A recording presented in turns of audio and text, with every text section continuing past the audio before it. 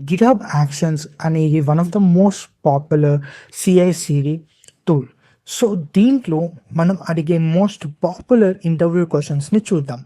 So first question వచ్చేసి, how do work flows work in GitHub Actions? అంటే work flows అనేటివి GitHub Actionsలో ఎలా work చేస్తాయి అని చెప్పేసి. నార్మల్గా ఇలాంటి సింపుల్ క్వశ్చన్స్ ఉన్నప్పుడు వాళ్ళు మెయిన్గా మీ ఎక్స్ప్లెనేషన్ గురించి చూస్తున్నారన్నమాట. సో వర్క్ ఫ్లోస్ అనేటివి అన్నీ కూడా ఆటోమేటెడ్ ప్రాసెస్. ఇవన్నిటిని మనం యామెల్లో ఫైల్స్లో మనం రిప్రజెంటేషన్ చేస్తాం. అండ్ ఇవన్నీ కూడా .github వర్క్ ఫ్లోస్తో ట్రిగర్ అవుతాయి. స్పెసిఫిక్ ఈవెంట్స్ జరిగినప్పుడు, అంటే ఎవరైనా పుష్ చేసినప్పుడు లేదంటే పుల్ రిక్వెస్ట్ చేసినప్పుడు జరుగుతాయి అని చెప్పేసి మీరు ఆన్సర్ చెప్పండి. అలాగే మీకు ఏదైనా వర్క్ ఫ్లోస్ రాసినప్పటి అయినా, లేదు అనుకుంటే ఎలాంటి డిఫరెంట్ కండిషన్స్ పెట్టినప్పుడైనా అలాంటి సినారియోస్ కూడా ఎక్కువగా ఎక్స్ప్లెయిన్ చేయడానికి ట్రై చేయండి. సెకండ్ క్వశ్చన్ వచ్చేసి, what are the required status checks in GitHub Actions? అంటే ఏవైనా మోస్ట్ ఇంపార్టెంట్ స్టేటస్ చెక్స్ ఏంటి మీరు పిఆర్ని మెర్జ్ చేయడానికన్నా ముందు అని చెప్పేసి ఇక్కడ క్వశ్చన్ అన్నమాట.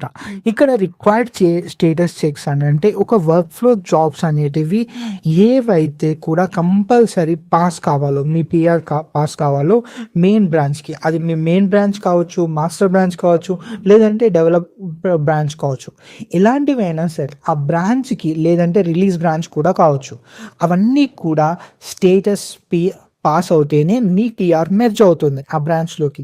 సో అప్పటి వరకు ఇవి కావు. సో దీని గురించి మీరు ఎక్కడికి వెళ్ళాలంటే సెట్టింగ్స్కి వెళ్ళి, బ్రాంచెస్కి వెళ్ళి అక్కడ మీరు ప్రొటెక్షన్ రూల్స్ని ఎనేబుల్ చేయాలి. అలాగే అవన్నీ పాస్ అయితే మాత్రమే మెర్జింగ్ కావాలి అని చెప్పేసి మీరు చెప్పాలి. దీనికి మీరు స్పెసిఫిక్గా ఒక జాబ్ నేమ్ ఇచ్చి దానికి ఒక వర్క్ ఫ్లోని కూడా రాయొచ్చు. మనం ఇప్పుడు నెక్స్ట్ క్వశ్చన్ చూద్దాం. So how do you trouble shoot failed work flows? అంటే మీరు ఫెయిల్ అయిన వర్క్ ఫ్లోస్ని ఎలా ట్రబుల్ షూట్ చేస్తారు అని. ఫస్ట్ది మీరు మెయిన్గా చూడాల్సింది లాగ్స్. మీరు వెళ్ళి వెంటనే ఏవైతే ఫెయిల్డ్ అయిన స్టెప్స్ ఉన్నాయో యాక్షన్ స్టాప్స్లో అక్కడికి వెళ్ళి చూడండి. ఆ తర్వాత అక్కడ డీబగ్ లాగింగ్ని ఎనేబుల్ చేయండి. అంటే actions runner debug is equal to action runner debug step debug is equal to true అని చెప్పేసి.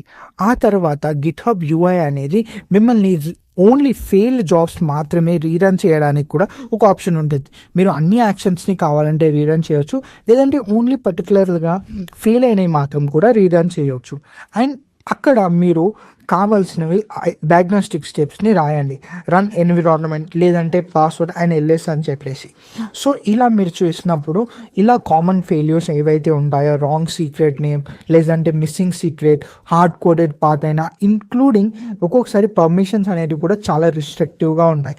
సో అలాంటి టైంలో కూడా ఫెయిల్ కావడానికి ఛాన్సెస్ ఉంటాయి అని చెప్పి మీరు ఎక్స్ప్లెయిన్ చేయవచ్చు. ఇప్పుడు మరొక క్వశ్చన్ చూసుకుందాం. What are jobs in GitHub Actions?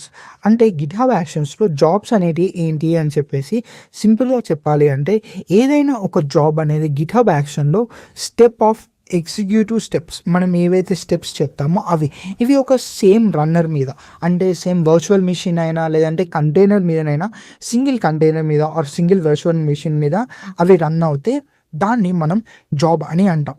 ఇవి నార్మల్గా ప్యారలల్గా రన్ అవుతూ ఉంటాయి. మీరు కావాలంటే సీక్వెన్షియల్గా రన్ చేసేటట్టు చేసుకోవచ్చు.